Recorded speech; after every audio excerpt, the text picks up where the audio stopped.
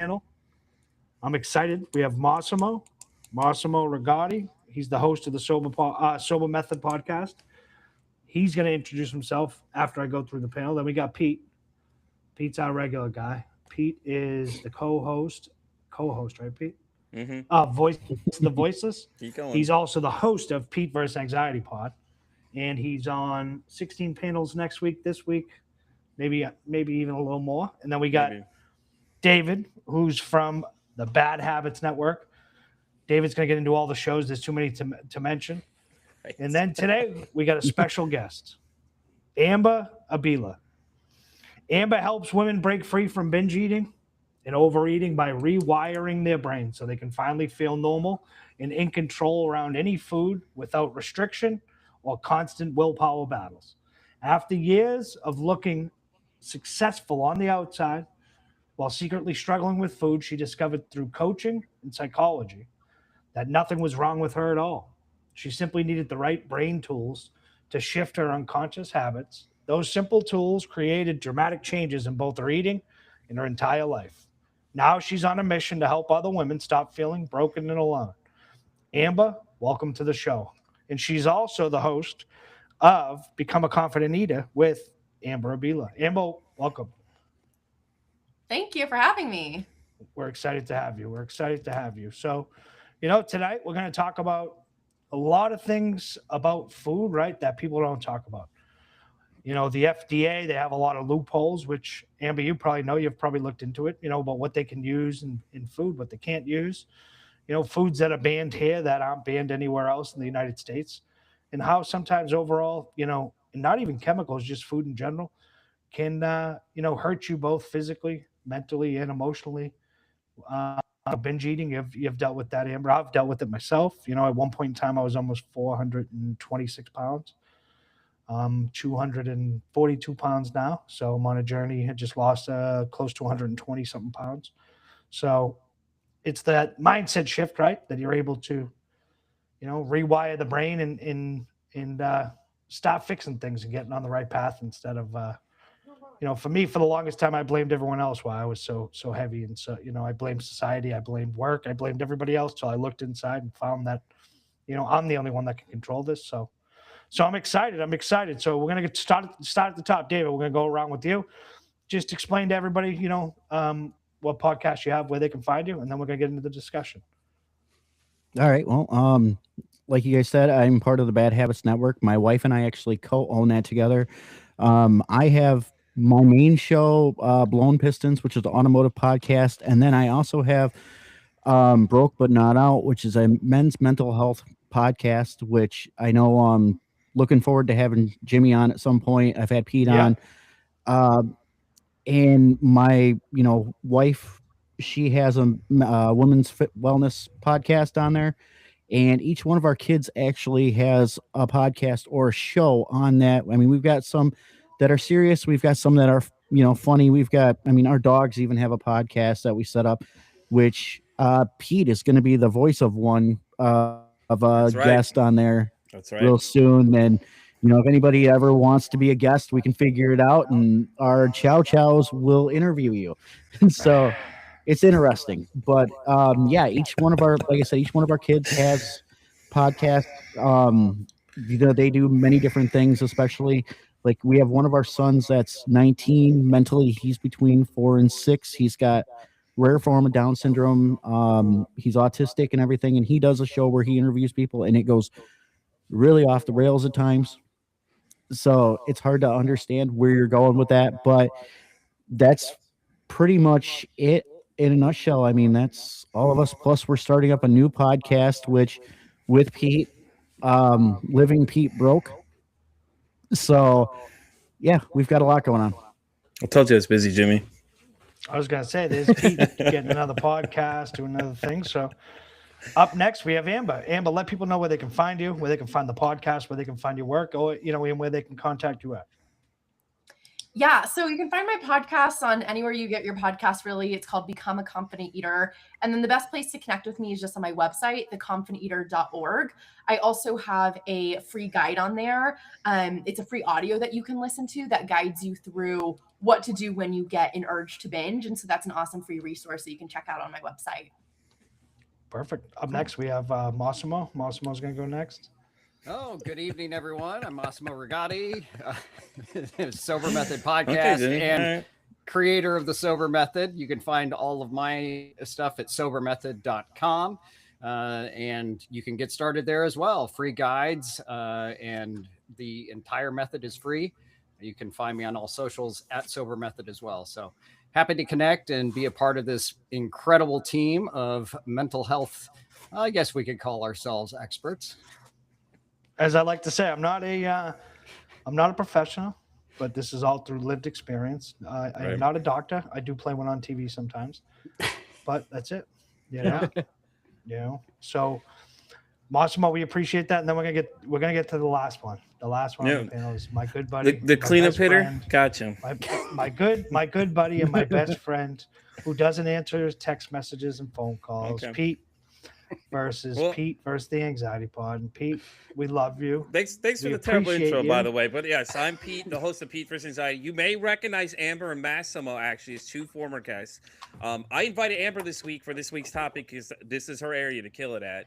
So, but you can find me pretty much where you find your podcast at, PeteVSAnxiety.com. Pete vs. Anxiety and pretty much everything possible, X all the way down to TikTok, basically. And I also run the co-host the show, Voice of the Voiceless with Maddie as well, and that drops every Saturday 9 a.m. wherever you find your podcast at.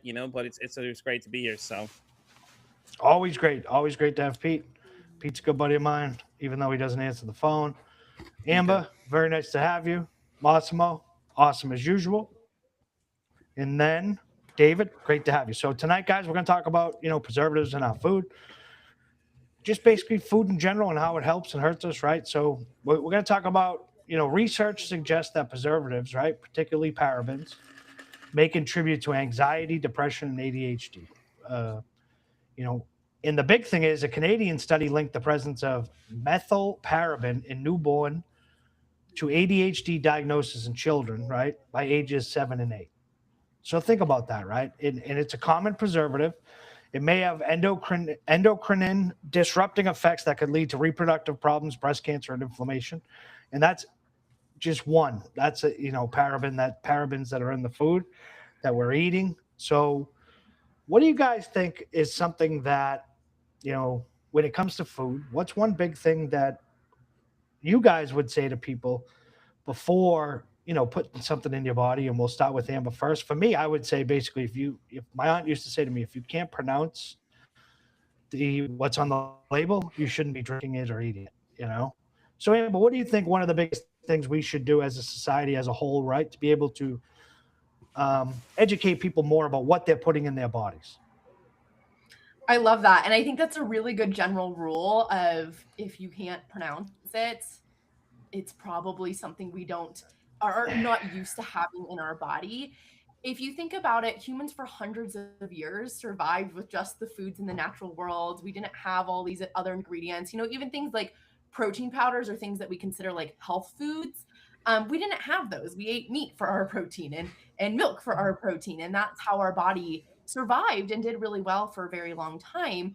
And I think we've kind of gotten to our head over the years that our body is stupid and that these experts know, and we need all these chemically formulated products and they're probably healthier for us because they've, mastered nutrition. But I think the best nutrition is actually the simplest, and it's the ones that we can recognize, the things that we can make at home. Maybe that's another variation of it, is if you couldn't make it at home in some way, it probably isn't something that your body knows how to process very well, like a Dorito. You couldn't really make a Dorito at home with all those ingredients. You couldn't make a tortilla chip. And so it's a bit of a difference in how our body processes it. Well, I know So my Pete, wife, what do you she think? gets into that. Oh, sorry about that, David. Go ahead, pal. Oh, no. I know, like, my wife, with what she's going on medically, she gets into a lot of that because just kind of give you an insight into what she's dealing with, Amber. She's right now it's actually been upgraded to second stage brain cancer Yeah. and leukemia and stuff like that. So she does pay attention to what she puts in her body a lot more than like I do. I mean, I'll eat junk food and stuff, but she's more the one on me about eating right. And I mean, she tries to eat right, but I will give her credit when she has an Well, I also appetite. have a lot of allergies too. So like it's not only just, medical conditions and things like that, but it also plays into I don't like processed foods neither. That leads up to a lot of issues for people. It's not good for you. More natural things are better. Like, I agree with the fact that you're supposed to be eating what was naturally put on this planet. Makes sense, right? Mm-hmm. But everybody gets, so lost, right? Whether it's, through a simple, hey, I'm stuck out at work, so I'm going to eat this, I'm going to eat that, right? In Massimo, right, we're going to go to you next because you can talk about your journey, right, of everything that you're doing, preparing your own food, making your own ketchup, all that good stuff, right? Ketchup, Yeah. that sticks in my head, right? That's the one thing I remember. Ketchup, I love right? how that stuck in your head. So. Yeah. So let people know, right? You've gone the natural route, right? I You're have. preparing your own food and doing all that. So let people know. So this started out as a journey of like, maybe I could improve some of the challenges I have with bipolar disorder if I were to remove all processed food. And it started out as just like one small thing. And that was, okay, I'm just going to start making my own bread. And that became the slippery slope that has ended up, I literally make everything, including my own ketchup, from scratch. Mm-hmm. And if you cannot, I really, there's like maybe just a couple things that I like lean into that I just can't quite get rid of, that I just like a little bit. But for the most part, I would say 98% of my diet is not processed foods and completely natural. And I make myself. And I've gone completely organic in all of my meat. I buy, a half of a cow from a farmer. And, it's really looking deeply at all of these things and saying what would be possible to remove. And when I did that, the amazing thing is that one day I got a notification from the pharmacy that I needed to refill this medication that I hadn't filled in 6 months. And I realized that it was my antidepressant medication to keep me on the level for my bipolar. And I was like, wait a second, I haven't had a single one of these pills in 4 months. And I didn't even realize that I hadn't, because I didn't need it any longer. And it was all because of this journey. And it led me into leaning into food as being something that we all need to be considering in our mental health and in our own sobriety. And I never thought that that would be a component of it. And this is actually the reason you're here tonight, Amber, is that I brought this up last week and immediately Pete's like, oh, we need to have Amber on the show to talk more about this.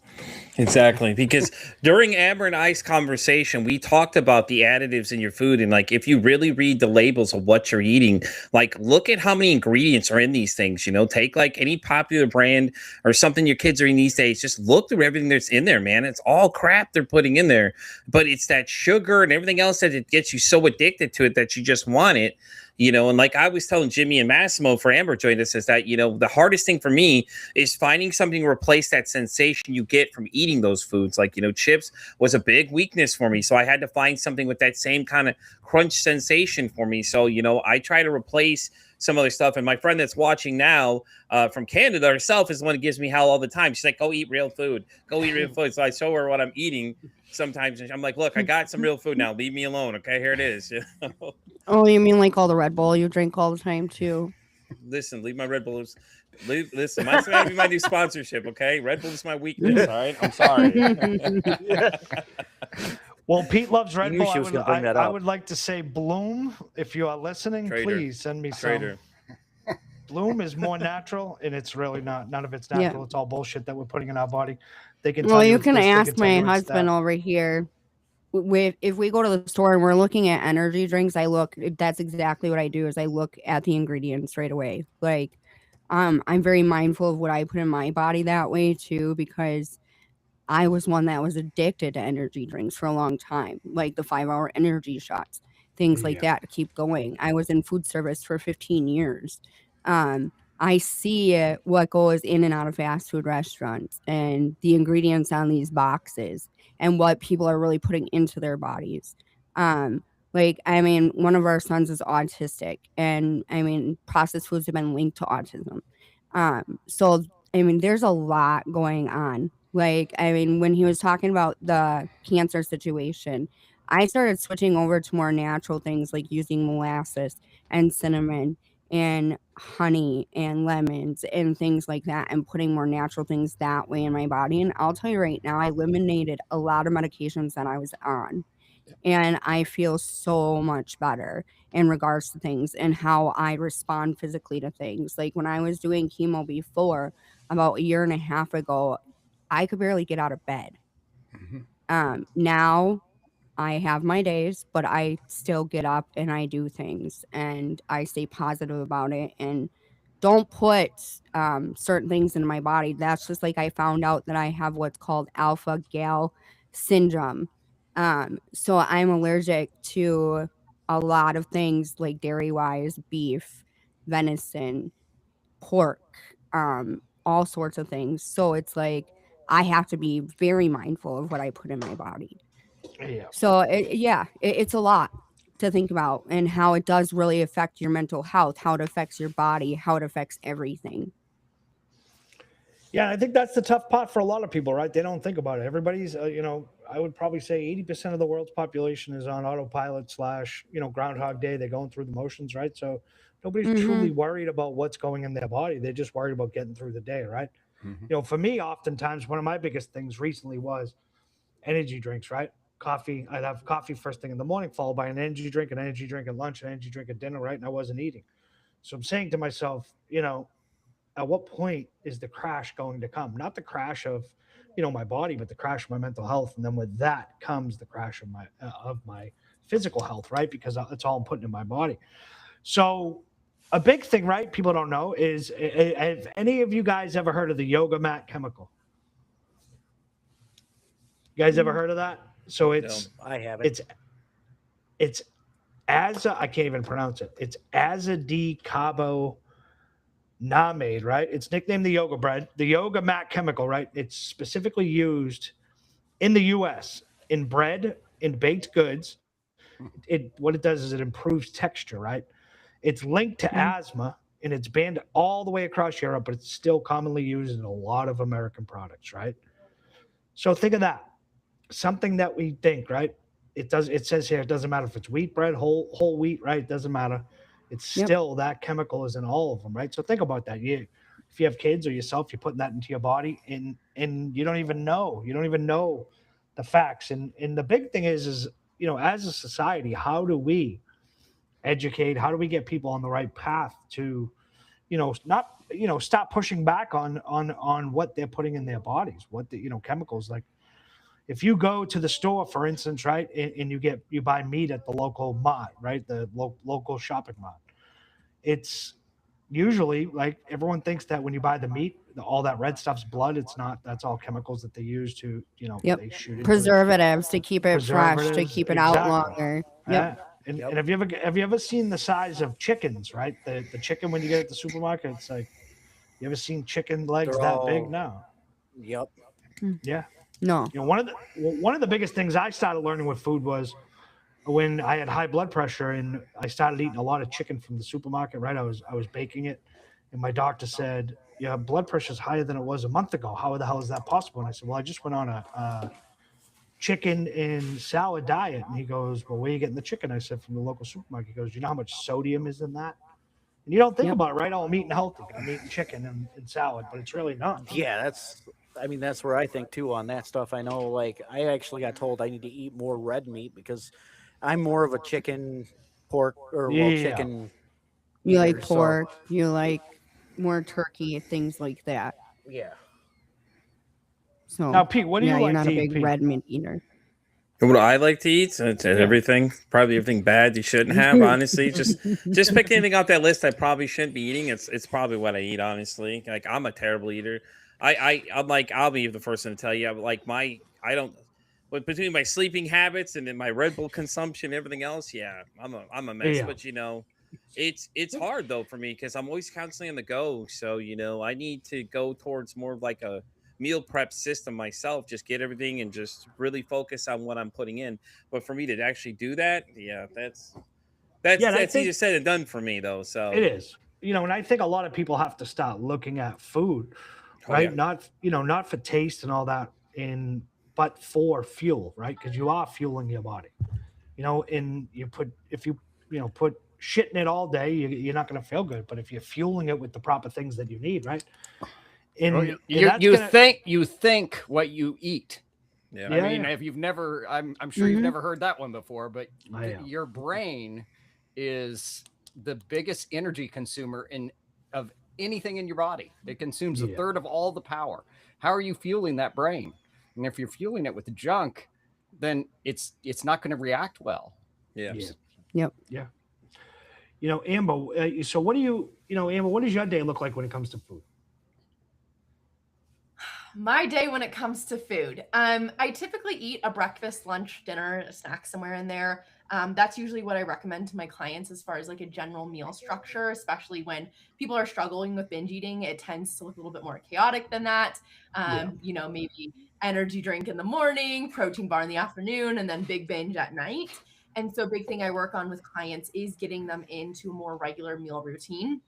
So that's like the first thing that I myself model is I am pretty consistent with my meals and making sure I get in real fueling food during that.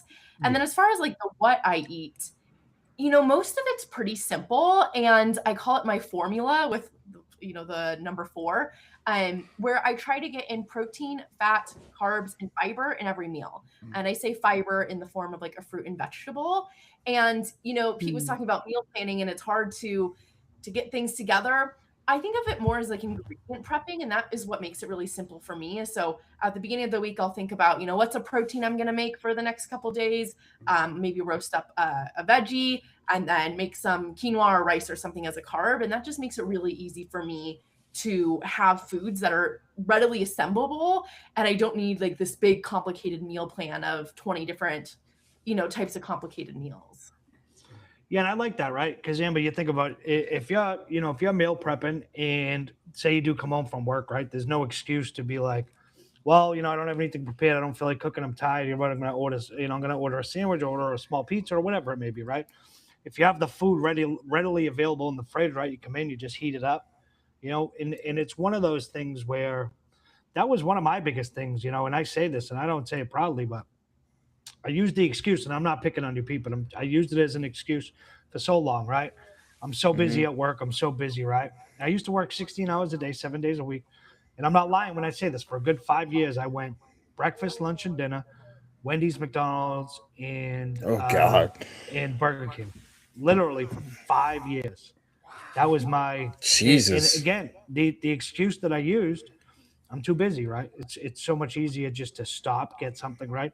And then when this was years ago when I was my heaviest, and then I didn't even think about it until after, and then it was high blood pressure, diabetes came onto the diabetes and everything, and it was one of those where it's like, you have nobody to blame but yourself because you're putting it in your body, right? And I love what Amber said about meal prepping and getting food ready to make sure you're right when you do come in or at work, you have something to eat and a little snack as well, because you don't have that excuse of, oh, I'm too busy, I'm tired, right? Because we're all tired of most of us at the end of the day when we come in from work, right? But if something's prepped, you're so much easier, readily available to grab it. So that's going to bring me to, my next question for everybody on the panel, right? So if a food product, right, is FDA approved, do you actually trust that it's safe, and why or why not? Man, I'm gonna say I don't.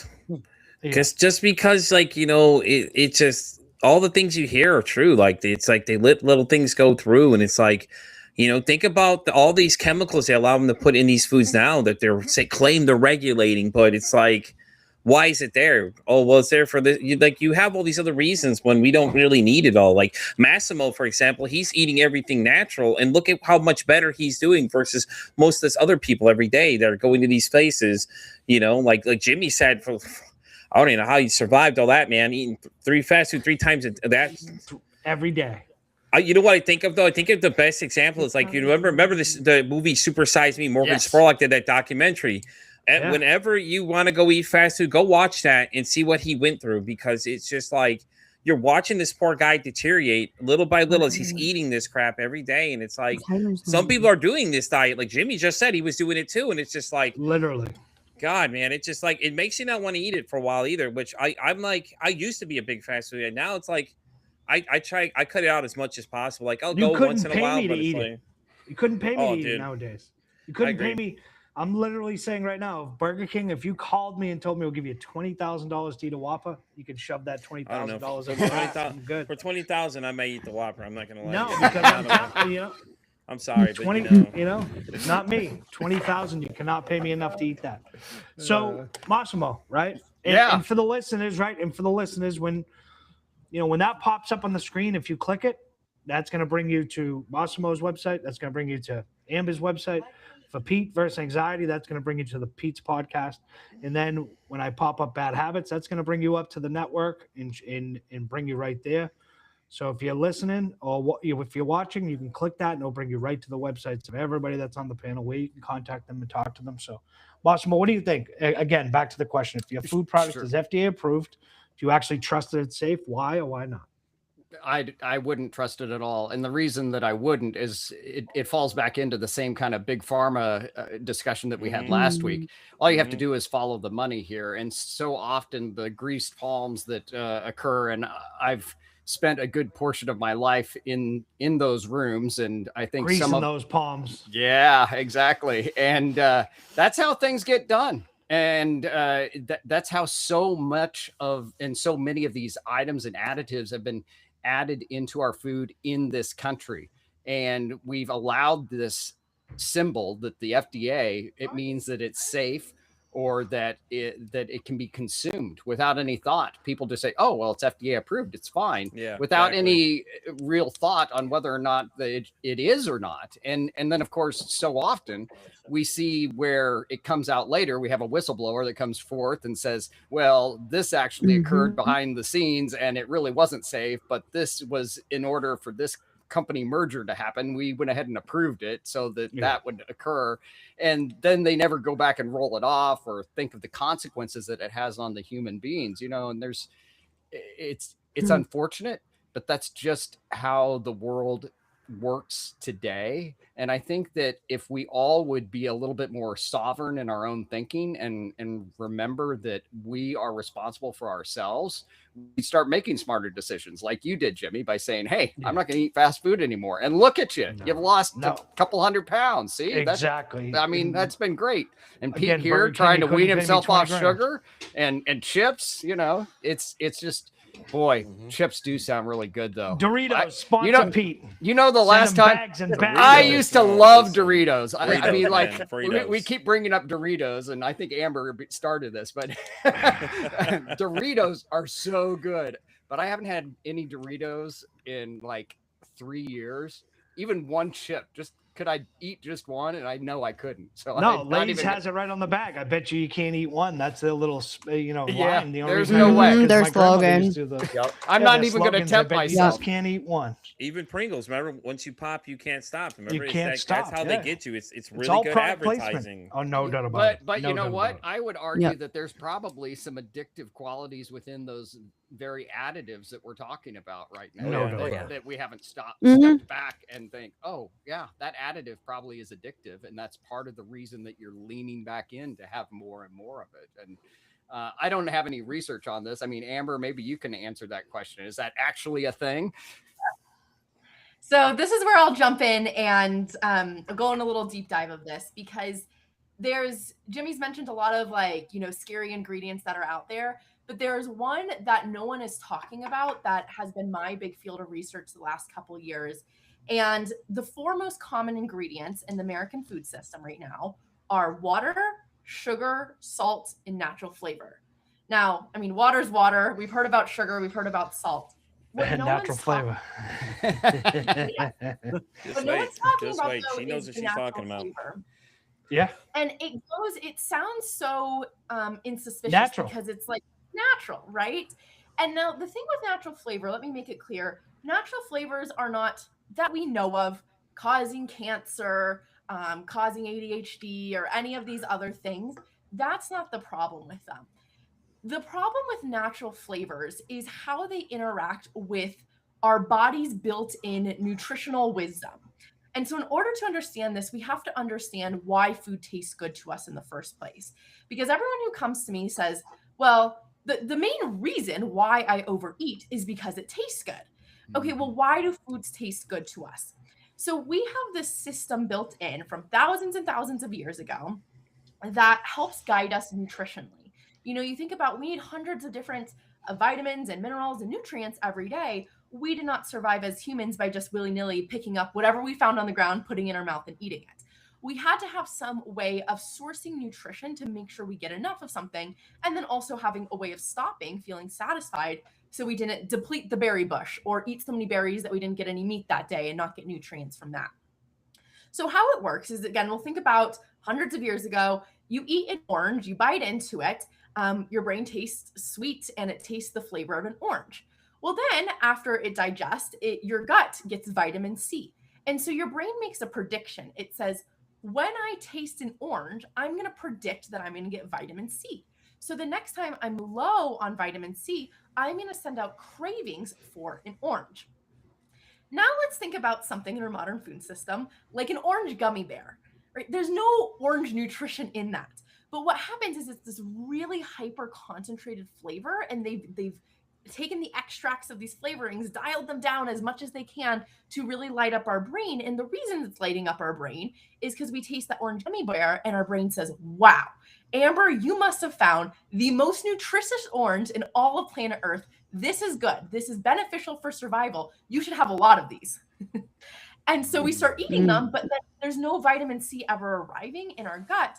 And so our brain gets confused. It says, wait a second. If I just had that strong of a flavor of orange and no vitamin C came in, we must need even more of that flavor in order to get the vitamin C. That's the logical reasoning, because our brain it doesn't know that the orange flavor isn't an actual orange. Like, we know that logically, but that's not how it's being perceived by our taste buds.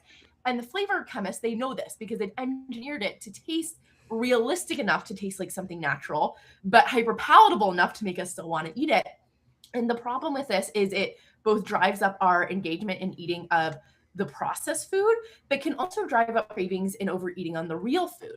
Because now you think about it, if the hyper palatable gummy bear didn't give the vitamin C, your brain thinks, wow, I'm going to even need to eat a lot of these oranges in order to get that amount. And it also changes our taste buds. So this is what starts to happen where real foods will taste worse. And so when Pete was talking earlier, he was saying, I need to find a replacement for that chip. The truth is, there's going to be no replacement for it because it's not natural. That's like saying, I need to find a replacement for the high I get from cocaine. It's like, well, you're not going to really find that, unfortunately. And that's something we have to learn to retrain in our brains. But once we'll stay with the cocaine example. Once you stop doing the cocaine, the high of life becomes better. The high you get from a run is better than it. The high you get from a hug with your partner is better than that. And so it's the same thing that happens with food. Is at first it feels like we're missing out on this really pleasurable thing because we're not getting that big hit. But then we realize that the natural highs that we get from real food is actually so much better. Makes a lot of sense. It's funny because as I'm looking at this, it says flavor with other natural flavors. Yeah. Yeah. Can I ask you a follow-up? Yeah. I want to ask a follow-up question on this. So, and I think I've read this before. Is there actually learned behavior and stored basically over time that we have already these flavors ingrained in our minds, like genetically, to know that that flavor equals vitamin C? Or is that learned, or is it a combination of both? That's actually a good question that I am not sure of. I would guess and think that it's a little bit of both, because we have to have some nutritional wisdom as babies to start to seek those things out. We have our flavor profile of like sweet, umami, salty, like that we can taste, sour, bitter. That's ingrained in us, like that's biologically there because we need that for survival. So when a baby puts something bitter in its mouth, it will spit it out because it's not sure if it's poisonous or How not. do we know? Now, maybe it tries something that's not sure of. It's trying a green pea Mhm. for the first time. It says, I don't know about this. It Yeah, tastes it, so- it swallows it for the first time. And then those nutrients arrive in the gut, and then the brain says, peas have niacin in it. And so that was a good thing. We didn't throw up from it. We didn't die from it. Let's eat that again. So I think it'd probably be a little bit of both, where we do have some of this innate instincts to like spit out things that are bitter. But then I think it's also learned over time of the more foods that we consume, the more our body starts to adjust. And this is something that, you can look at culturally too. Like some people don't like Asian food, but if you're Asian, you love Asian food because that's what you grew up with. And so there's some sort of wisdom that was learned in the body there too, that Asian food is safe because that's what we grew up eating. But to a person who hasn't really eaten it that much, that flavor palette can be a little bit alarming to their brain because they're uncertain on if that thing is harmful or not. Makes sense. Cool. Yeah. So the next question, right? We're going to start with with David and his wife up there, right? So we eat, and we're going to go right across the panel, and we're going to go. So we eat 3 times a day, right? Every day. Do you think most people, and not most people, I'm going to ask you guys your opinion. Do you treat food as fuel, medicine, or comfort? A little of everything. I mean, like there's comfort foods that I've got that I love to eat, and I mean I know it's fuel in that, but I mean there's foods that I eat that I probably no fuel at all. Yeah. Well, But like mushrooms, there's yeah, no like see, I value love to mushrooms, but there's like nothing there for them. It just depends. I mean, and to be honest, I mean we're lucky with everything we've got going on if we can even eat 3 times a day. Usually, between her and I, most of the time we eat once a day. Well, yeah, try to eat twice a day, but the thing is I am more of the person that eats like 6 little snack type things a day. I break it down. Because I don't like just sitting down and getting full, like especially over full. I had an eating disorder, growing up, and it was really hard on like image, body wise, things like that, mental health wise. Was bulimic and then became anemic and went through that whole process. So like also being raised by grandparents in that sense because they grew everything natural, garden wise, composted, did it all that. Like I look at food as necessary, like for fuel, for making your body keep going, for your brain to process things correctly, for everything to work correctly. Like it's just, to me, that's essential. Yeah. And like you said, essential, right? Essential to keep the body going. In Amber, what do you treat food as? Is it fuel, comfort? I think it can What's be yours? a little bit of all of Of them. everything? I think Yeah. sometimes the comfort piece can get demonized where we say, we shouldn't be comforting ourselves with food. But food is meant to be pleasurable. It's something that we're made to enjoy biologically. But I think it's important to question, is it actually comforting? So I think when most of us think about, when we think about comforting ourselves with food, we imagine like eating some really rich mac and cheese and then having a big piece of chocolate cake after. And I don't really think that's comforting because you feel uncomfortable after. So I actually encourage my clients to label it as discomfort eating when they're eating something that doesn't feel good to them, because that's telling yourself the truth about it. Is if I'm eating and I leave uncomfortable, I am discomfort eating. But there's comfort eating. Like I love comforting myself with a warm soup on a, chilly day. That feels very comforting to me, but it also leaves me feeling good. So it is true comfort. Yeah. Yeah, that's so true. Pete, what do you think? How do you look at it? Yeah, it depends. Some days it's just how I unwind my day because I work opposite of everybody else, so I'm up all night. So like the way I look at it is that I get reminded by my friend from Canada, Trina. She always tells me all the time. She's like, gets on my case about, have you eaten today? Have you eaten real food today? Because like if I don't, I won't eat most times. I'll eat maybe one time a day because I like my sleeping because I'll sleep during the day and stuff like that too. So I won't be up. So it throws me off. So I tend to like fast between my meals because I'm just like, or I'll snack or I'll fast. It just kind of depends, you know. Like I used to use it as comfort all the time, like, you know, because you always got that real great memory of a lot of things you have. Like, oh, you know, like macaroni and cheese is my guilty comfort, you know what I mean? Like I love it to death. It's terrible for me. But I just it reminds you of a better time a lot of times for me. So it just kind of depends on the day. If I come home, I unwind, I've had a long night, it depends. Like Yeah. I'll treat it as needed at that point, you know. So Yeah. Yeah. Massimo, how do you do it, buddy? I think I already know the answer for this, but I'd say that I mostly say that it is fuel. It's necessary. And at the same time, there are some guilty pleasures, but I come upon these more in the craving sensation. And what's really interesting, something that I noticed before I got to a completely preservative free environment and eating all organic, was chocolate. Cocoa was like a craving right before I would have a massive depressive mood. Like I could arrest a bipolar plunge if when I started to feel like I was going to get massively depressed, I would just literally go out and buy 4 giant Hershey bars and eat them, and sometimes could keep myself from going into a depression. I know that sounds weird, but it was a natural craving that I had. But I would say most of the pleasure that comes from eating is, I'm not a big texture eater per se, so it's more about flavor and finding that flavor of things that brings enjoyment out of the food I eat. But it's mainly just to survive. Yeah. So this is a little fact, right? And actually, do you know this, that the FDA, I mean Amber, sorry, the FDA, right?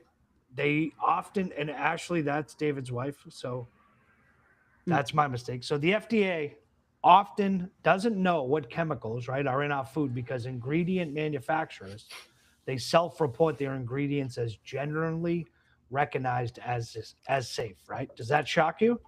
No, it doesn't shock me, right? But the thing is how can anybody say, you know, first off, self-report to the FDA and then say it's generally recognized as safe? How the hell can you say that? You can say go chew on those rocks. It's generally recognized as safe. Well, think of it this way though: protein powders, when it's a proprietary blend, what's in there? They don't have to tell you because they don't have to tell you, so you don't know what's really in there. So they use that to cover up what they're really putting in this stuff, you know. And it's interesting because a lot of these people always try to say, "Oh, protein powder is always associated with bodybuilders." A lot of those guys are well educated on what they're eating. They'll tell you real food over all that other crap is where you want to be at, you know. And you know, a lot of them, because I was watching a lot of them, and I was always interested in their diets, so I was always kind of checking out like what kind of stuff they were doing. And a lot of the guys I was watching were saying the same thing. It's like you eat real food versus the powder, because that proprietary blend, you don't have to label it's there, so God knows what the hell they're putting in it, and they don't have to tell you because they're not required to, which is the scary part about it. It's like, okay, well, I got this blend, so what's in your blend? Well, I technically don't have to tell you what's in there. And it's like, so you could be putting sawdust in my stuff and I don't even know. You know what I mean? It's like, I can just exactly generally recognized as safe. I think a lot of this comes back to consolidation and distribution channels that have framed up, especially in the last 60 or 70 years post World War II, where prior to that, anything that was made, it was made locally within markets. So you had the trust of the baker or the food manufacturer or the butcher that was actually, you know, do it. You know, you could meet him on the street and he had to look at you if he was cutting the meat wrong or adding preservatives into it. Now it's a faceless beast that sells you food, and they hide behind, you know, their $1,000 suits and the board of $1 million directors. lawyers. Yeah, that's exactly right. So where's the actual consequences? And now as tort law has totally made this nearly impossible to come forward and get actual consequences for the people making these bad decisions about our health, where does that leave any of us? And I think that's why the philosophy I've taken to bring it all back to me. I'm in complete control of what goes into my body, and I'm not taking any chance on anybody giving me something that I don't know what it is. And I don't know that there's a way to necessarily change it in terms of where we're at in food, because I understand from a profit standpoint, you need these large companies making it in order to get cheap food to people. But at what cost? and it's the Exactly. cost of everyone's health. Well, what point? Well, it also goes back. You know, sorry about that, David. Go ahead. It also goes back to, I mean, the FDA is so backwards on everything they do because one minute Exactly. they'll sit there and say, this is good for you, this is what you need to eat, and then they'll turn around the next day and be like, well, studies show that this creates cancer and all this, and then they'll Yeah. flop on that again. I mean, there was a time I remember growing up where they were like sitting there going, you need to drink a lot of coffee during the day, and then all of a sudden they're like, oh wait, coffee causes cancer, and then they're like, no, wait, we changed our mind, coffee's good for you. It's like the FDA is that one group that they're almost like the weather. I mean, they only have to be right 50% of the time to keep what they're doing. Yeah, It's true. exactly. That's a good point. Good point. Yeah. So, another thing I'm reading here, right? It says in 2025, right, trust in major food brands started to erode. Companies like Kellogg's, right, were being called out for hiding excessive sugar behind misleading health claims, right, while marketing their cereals as heart healthy, right? So at what point do we start calling it out instead of saying it's marketing and start calling it deception? Well, when you go to and with the, like you said, the high sugars and stuff like that, how can it be heart healthy when it's sitting there causing like more of a diabetes type atmosphere around people? Yeah. So it's not really heart healthy. I mean, it's making your heart work harder. Well, that's the thing too, right, Pete? Well- For instance, in I have diabetes as well. Pete does too. So Pete, one of the So things does is my think about- husband. And so look at it. So we got a lot of the panel, so Esther just called about Half it. of this panel has diabetes. Okay, Uh-oh. we're proving our point. 50%. We're proving We're the just gonna point, be- right? We're gonna So be for known the as the whole Diabetes group out Brothers. there, do not go out and do the Jimmy Larry diet, which is Burger King, Wendy's, and McDonald's, because God, it will dude. lead you down a path that you do not want to. I mean, look, don't get me No. wrong. I do miss it. It like for the taste of it, right? Like a Big Mac or one of those. But I would never ever put that shit in my body ever again. So I'm not gonna lie. I'll I tell do you, miss work it. there I for do miss the 15 taste. plus years. You wouldn't put it in your body again. Oh Yeah. no! This We has don't been like talk 5+ about years. Arby's. I would never do it. So, but that's the thing. I worked right, at guys? So Arby's say, for 7 years. Then you know what I'm So talking say about. for instance you're working, Pete, you pick something up at the store, right? And they're misleading about how many sugars are in it. For someone like you, David, myself, that are diabetic, right? What ends if it's saying it has 5 sugars per serving, right? And it really has 25 or 30. That Yeah. could put that could hurt you, right? So at what point do we Yeah. call them out and say, hey, at the top of it, the FDA needs to be, dismembered, right? Taken apart and start over fresh, right? From let's get back to, you have all this in the country now where they claim, you have Bobby Kennedy who's claiming, oh, let's make America healthy again, this and that, right? There's nothing about anything that they're doing that's making America healthy again. And it all starts with, I think the food that we're putting in our body, right? So much processed food, so many preservatives, right? So in Europe, right, food additives must be proven safe before they're Yep. approved. In the United States, right, they stay in our food unless proven harmful. Should America adopt that standard? And why haven't we? Mhm. What do you guys think, David and Ashley? Well, I know like a lot of the stuff, if it's just one person or whatnot, they're not going to change anything. But if you can actually get everybody to band together, they can start changing it. But yeah, the food should be proven healthy before it goes into our, diets and stuff like that. Because I mean, Europeans look at us and think that we're fat slobs because we don't pay that much attention to what we're actually eating, where they're sitting there looking at their food. And I mean, you can even see it if you go onto like McDonald's European menu, their food over Totally there in different. the, like, Yeah. it's actually healthy and stuff Yeah, like that. And I it mean, my is. wife knows a lot about like that because she actually Well, goes that's through a lot of it. well. I also, like I'll only eat certain brands too. I have a lot of family members that have celiac and things like that. And actually, my cousin found out her celiac was caused due to eating too much chicken. Like it just, my grandpa had celiac. He was diabetic. He had cancer, all sorts of things. But at the end of the day, like I wish they would. Okay, Pete, you're down in Texas, so in the area we were in Texas, the community came together and they grew gardens. They grew their own food. Like Aldi's down there, for instance, their meat was sourced from local farmers. Like these are the kind of things that people need to get back to doing again. and realizing that there's a lot of dangerous things in these foods. I mean, for Kami's sakes, how many years have they been giving us arsenic in our foods? Like, there's so much crap that is linked to so many medical issues from all this stuff, and mental health issues. Like, your brain feels so much better, and I just cannot emphasize that enough in regards to this situation. Yeah, Amber, what do you think? Yeah, I mean, of course, we all love the FDA to come in and actually fight for us in a way that benefits our health, of course. But I think it's easy to get really doom and gloom about our situation here in the US. And, we're just going to have to cut out everything and move over to Italy and start our life anew. But what I really encourage people to look at is clients will ask me, what about this food? What about this food? What about this ingredient? I can never tell you all the ingredients that are in our food that we don't know about that probably have health consequences. But what we can say is what foods existed 100 years ago that still exist today. Yes, there's pesticides. We could get into all those, but apples are still apples.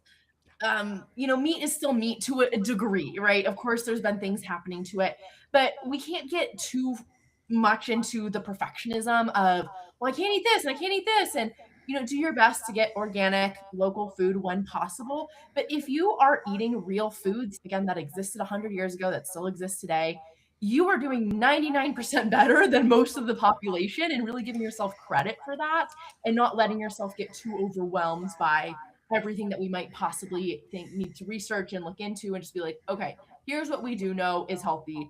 Most of us are taught to a certain degree and have a general education what's healthy, the fruits, the vegetables, the whole grains, the meats.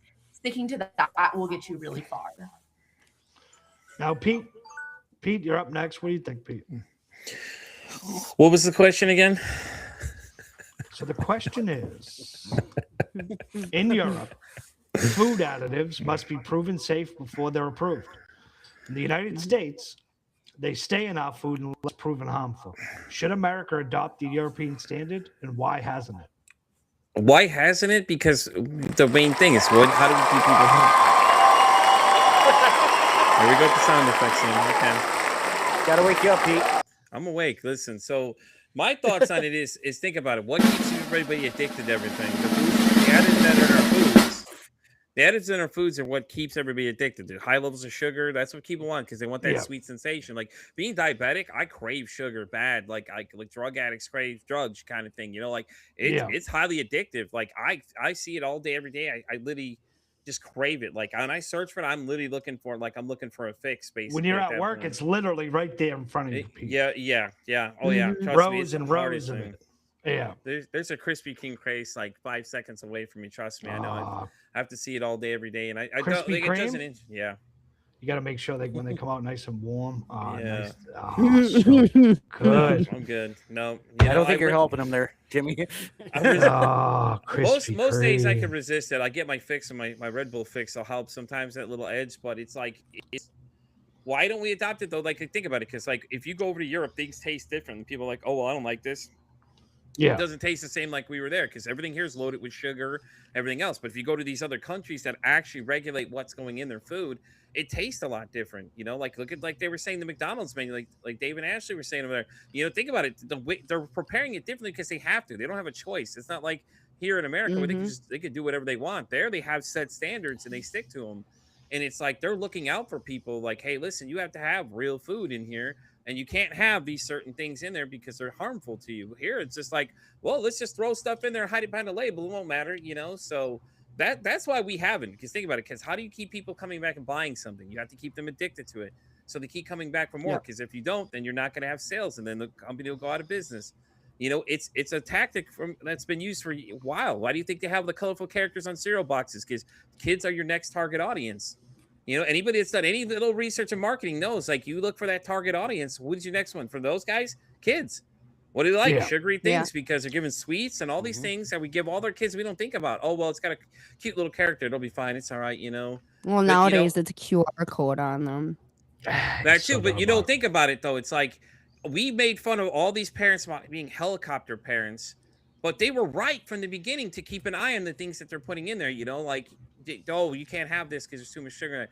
Oh, you can't have that, and you're always like looking at them, like judging them, like, oh, why are you giving that kid a hard time? He's just a kid. That's the problem. We're teaching these kids bad habits at an early age, and then they're developing these worse habits, and their relationship with food is just so bad that they're just going to pick up whatever they can find. They don't care what's in it because it tastes good to them, Yeah. But if you go to the Exactly. natural source tastes different because that's the all natural version of what you're eating. Yeah, it's natural flavors. Yeah, it's those natural Right, flavors. Amber? It's those natural flavors. It's so true. I mean, I think that adopting the European standard is something that should be done, but there's a deeper interrelationship that's going on here that we aren't even talking about, and it leans right back into our conversation from last week with pharma. If you look at the money, okay, so now you have people addicted to sugar that cause them to have diabetes, and then that in turn causes them Then to they need need pharma. medication. Then they need medication, and Exactly. And then they need another medication to counter, the effects from that medication. Like it's just It's very Well, I think if deeply intertwined, and if we were to step back, and as Pete, you just very well put this, the kids are that target audience, and if you introduce them to sugar at a very young age, like 2, which we do to most kids, that is an addiction. And if you look at the response of sugar and cocaine, it's identical. So what are you doing to these kids' brains when they're 2 years old? You're giving them sugar. It's a drug, and you're causing their first addiction to take hold. And then we do this their entire lives. And the reason that we consume so much in this country, I truly believe, is because sugar is the easiest thing to throw on anything. And when you go to another country, and Amber, when you came on before we went live, you mentioned that you've been to a couple of countries outside the US recently. Food is a little bit more bland, and so you naturally just come to be full because you naturally don't want to consume anymore because that's enough. Whereas here, when you sit down in a restaurant, even, you're like, oh man, this is so good. And you realize I only like this because it's so salty. Like you start thinking about those things, or I'm only eating the rest of this cake because it's so sweet.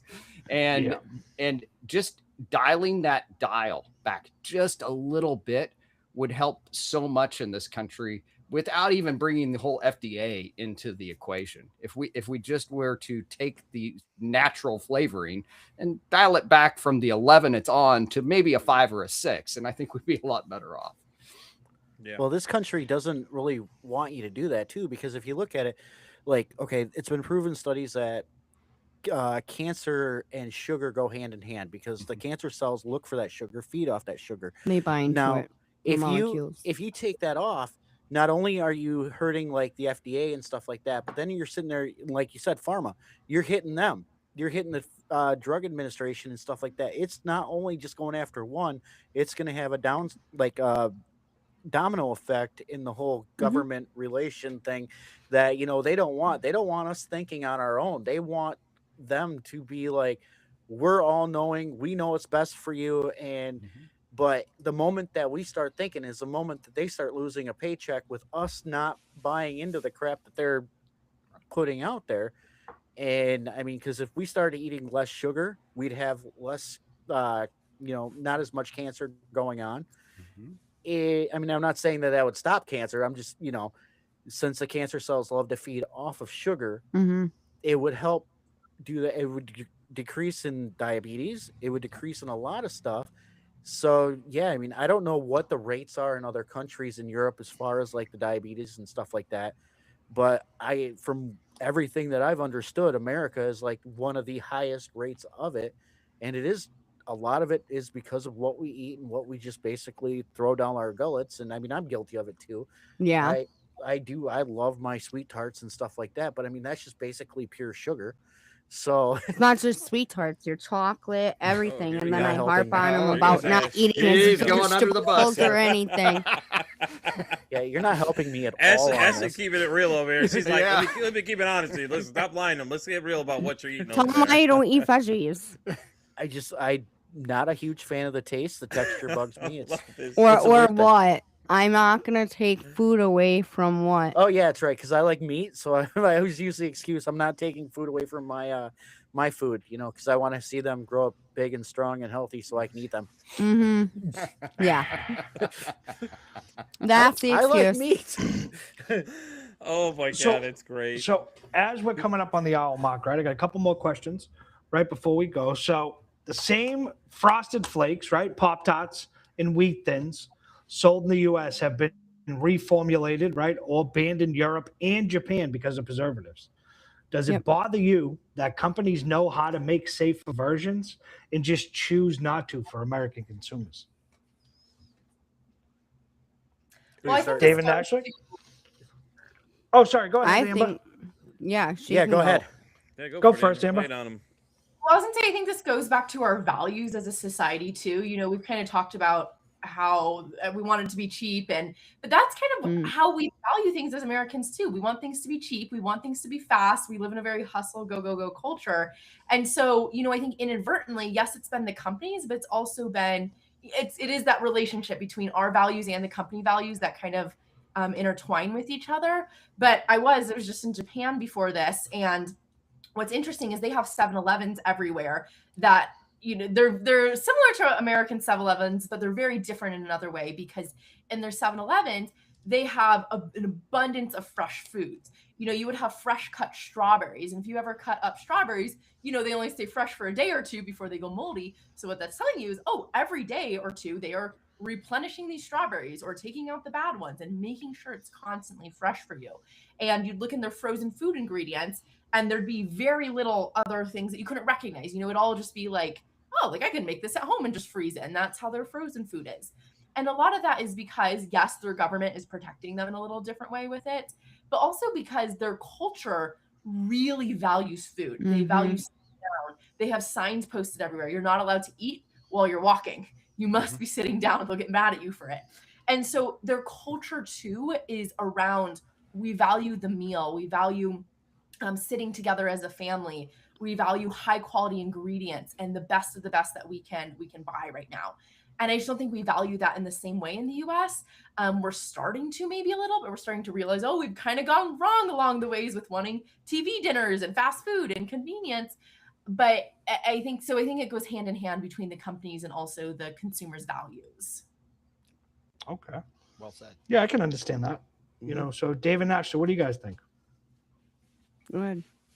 Well, I know like a lot of it, yeah. I mean, it has to do with the cost. That's the biggest thing, especially right now in this economy. I mean, you go to a grocery store and you're spending like almost $100 on like 10 items, and then if you look at the stuff that's actually organic and the stuff that doesn't have the processed stuff in it, it's almost 2 times the price. And I mean, Yeah. we don't really make that much money, so I mean, it makes it harder for us to do it that way. Granted, yeah, we'd love to, but it's a lot of it is the cost in a sense. Yeah. So Well, and- and we have a larger family too. So like I love to cook. I normally end up cooking way too much food for everybody to eat. But they leftovers. But the thing is with the cost of living, like okay, fast food isn't fast anymore. It's ridiculous. You go there and you literally spend the same amount of money on a meal that you can get at a decent restaurant. And get higher quality foods. You go into a grocery store. You're lucky if you walk out with, 5 bags of groceries for like $300. Oh, yeah. There's a local meat market we go to here that when I get the chance to, it's everything's all done there with their meat. it is good meat. So there's no additives, there's no antibiotics put into stuff, nothing. And I mean, you can get really decent prices. Just like any chance I get, I go to the Amish place for spices and things like that because we've got our stuff planted for this, They got better upcoming butter scene. too. But yeah, the Amish butter things, it's just if you want better food, you're gonna have to pay more for it. That's just all there is to it. Or go out till up a little garden and grow some things yourself. I have spices growing outside right now in a flower pot, like a big flower pot. I have tomatoes, berries, all sorts of things. Like, it's just depending on how you want to take care of yourself too. But yes, cost is a big problem nowadays when you can go out to a store and buy all this processed stuff, throw a boxed meal in a pan and call it a night. Like, it's simple, but it's not healthy for you. No, not at all. Pete, what do you think? I agree with them, though. I think it's the thing versus cost versus what you're getting for it. But if you think about it, a lot of other countries, those really high processed things are cost more versus everything else that's organic costs less. And that's the idea we should adopt. Why don't we do it that way? Because to me, it made perfect sense. Like, why? It's like, if you want these things, it's basically a treat. You treat yourself to it. You can't always afford it because it's but now it's not like that. You go to the store, you could pretty much make a lot of these things on your own. Honestly, if you guys really sit there and look at what's in these things, you could literally make your own butter with you got a stand mixer. You can make your own butter. It doesn't take that long. Me and my ex-wife used to do that too all the time. We did that. We made our own breads.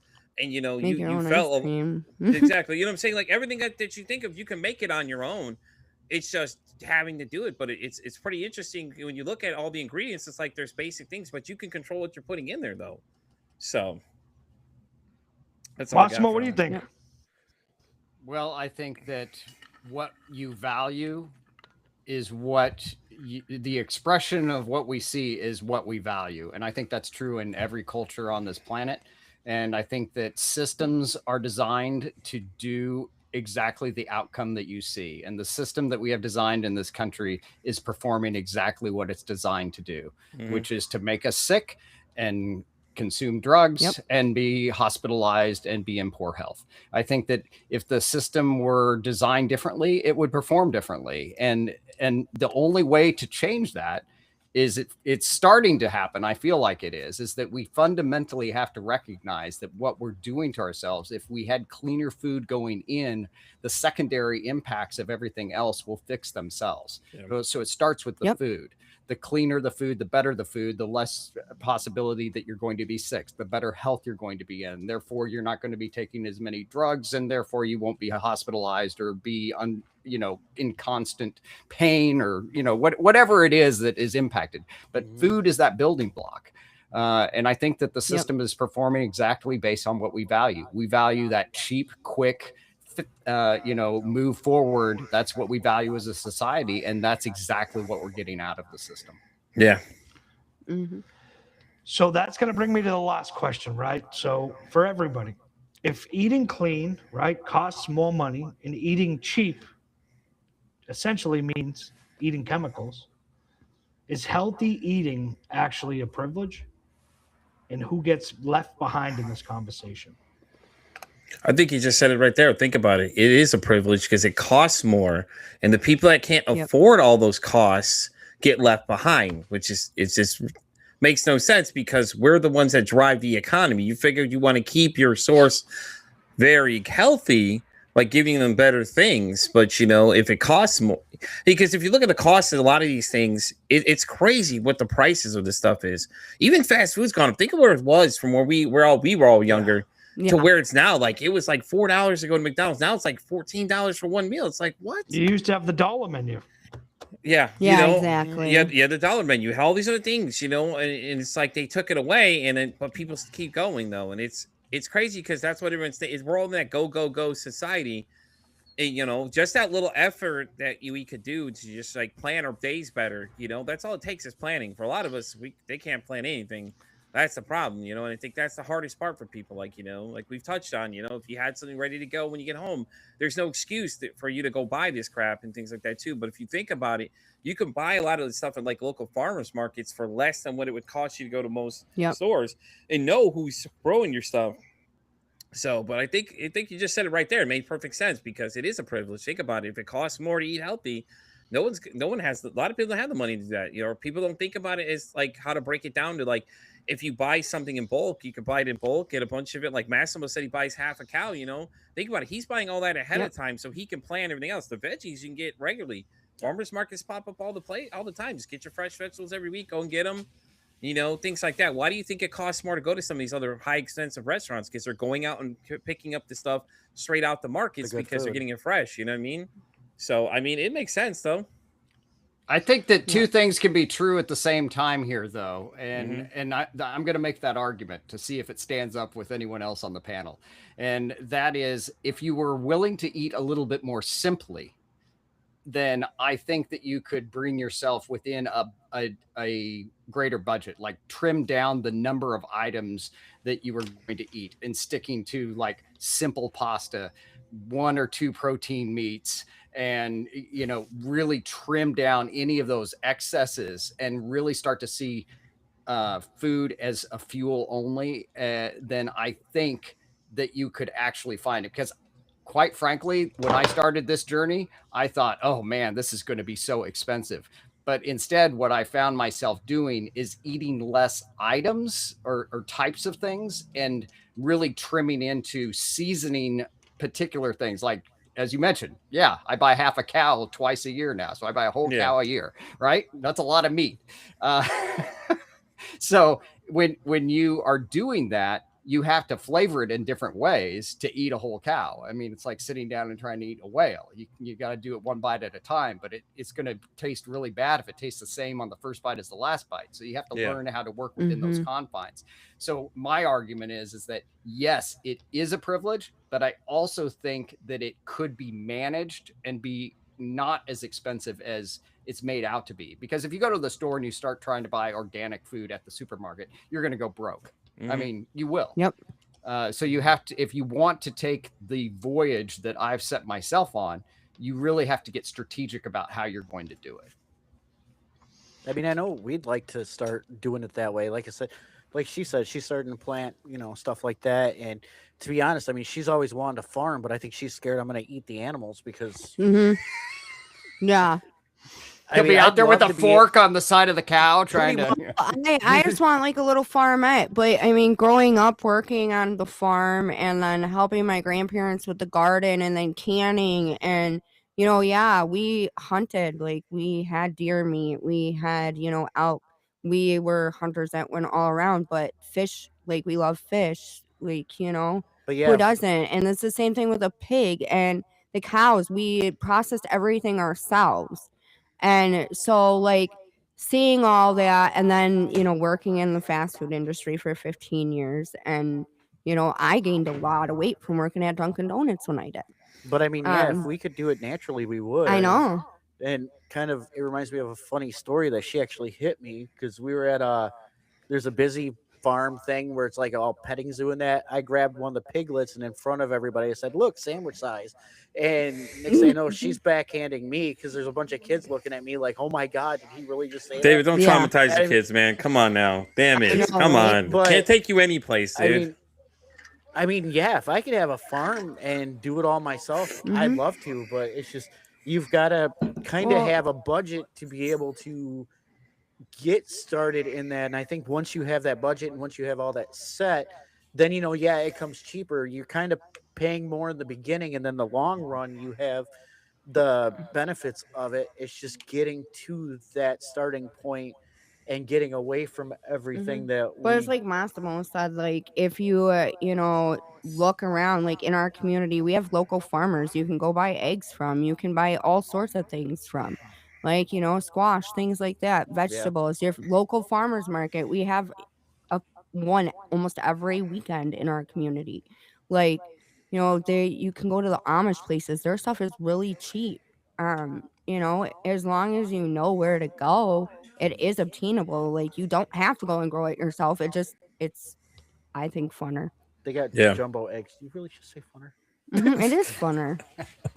That's the only thing you take from that conversation. Did you say funner? That's it. Everything else, he didn't really listen to that statement. So, did you say funner? No, she knows that always gets me. It is. But no, I mean, yeah, and not only are, like, when you do go to like the farmer's market, you're sitting there buying better food, but then you're also helping out, how do I put this, a better type of person, because it's, you've got, like like Masmo said at the beginning, you've got that face that you're putting with, the name and stuff like that.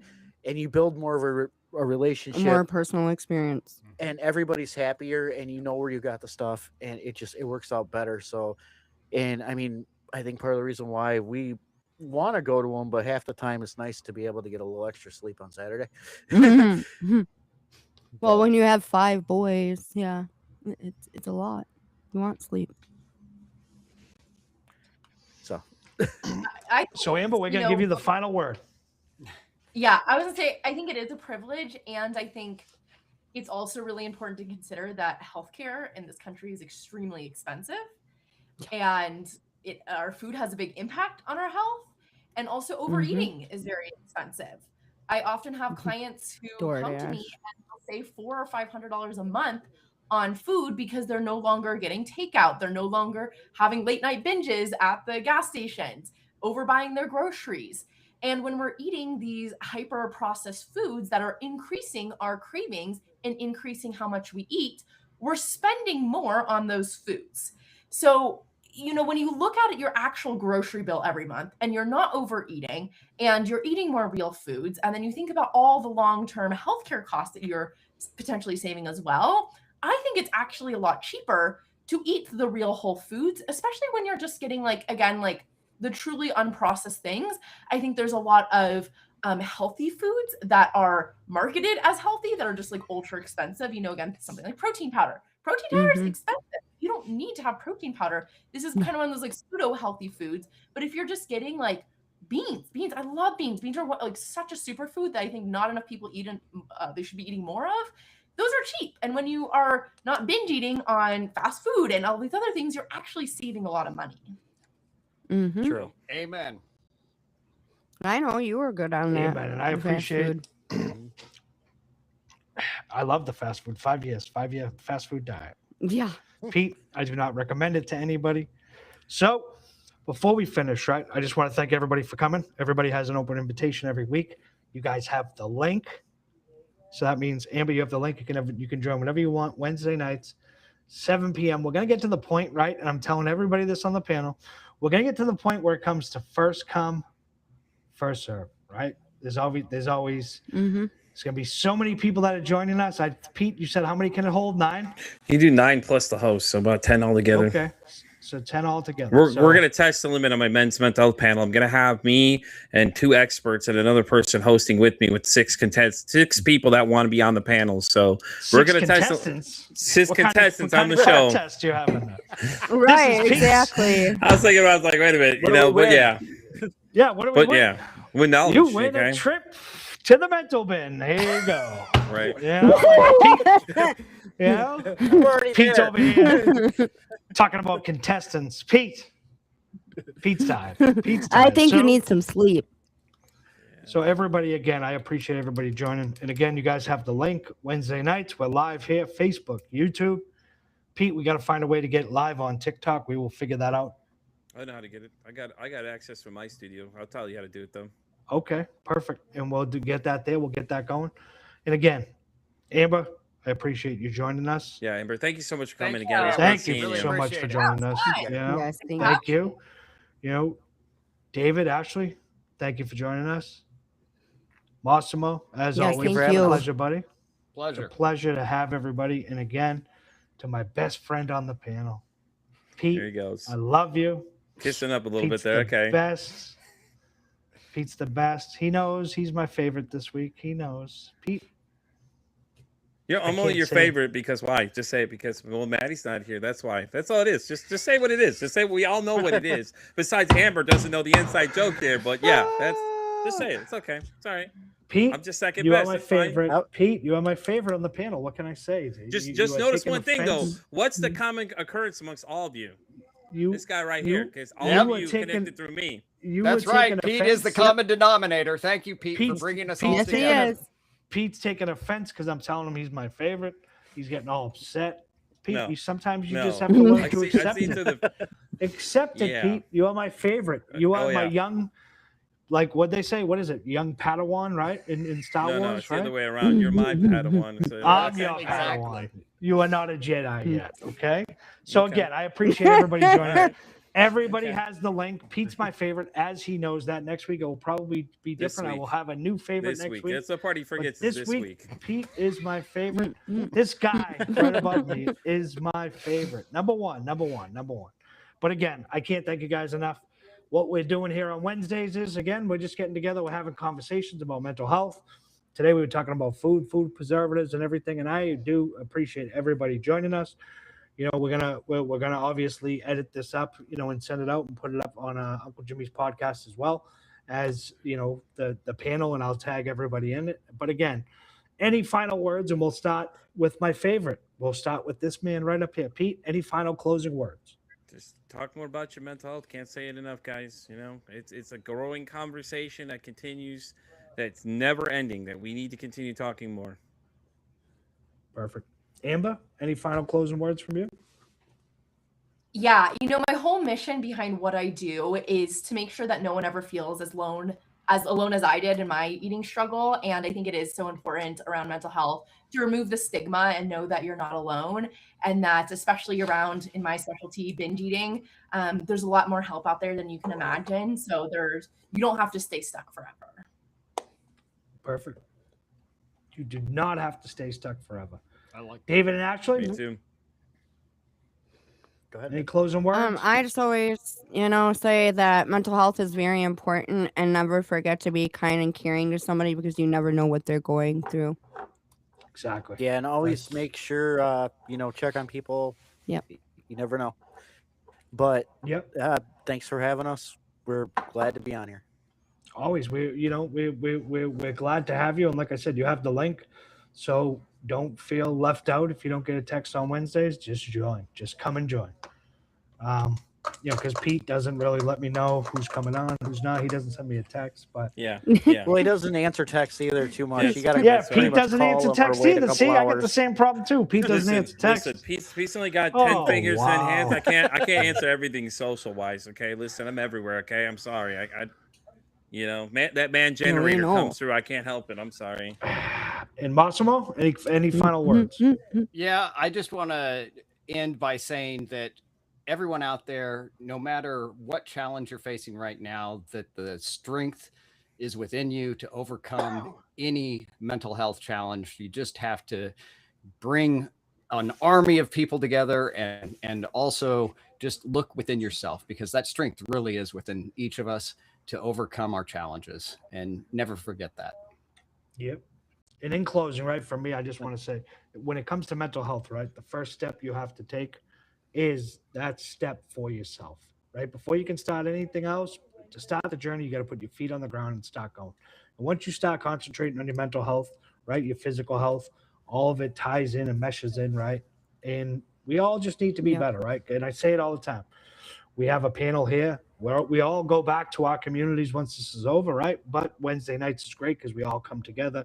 Our communities come together, right? We're building another community because mental health is something that's near and dear to my heart. Pete's heart, Massimo, Amber, David, right? This is a big thing that we have. And I think we have something here special that we can show people, right? Especially as men, that it's okay to talk about our feelings. It doesn't make us weak. It makes us actually courageous to be able to speak about your feelings. But also being able to open up and be vulnerable, like conversations we're having here on Wednesday nights. And it's awesome. And Pete does that, every Monday. Pete does that on his, when he's doing interviews, 6 times, Pete, I don't even know how many people he's interviewing, but Pete gets so vulnerable and shares his own stories, and his own journey. About Right? 8 of them, maybe a week on average, give or take, between the two shows. So Yeah. And And Massimo too. Massimo. Massimo, Massimo came out, about his, and David as well. And that's the big thing. And Ashley, we're going to get more to learn more about you as we go on and as you join us. And then Amber, like I said, we would love to have you back as you are fighting the good fight as well, right? And I appreciate everybody.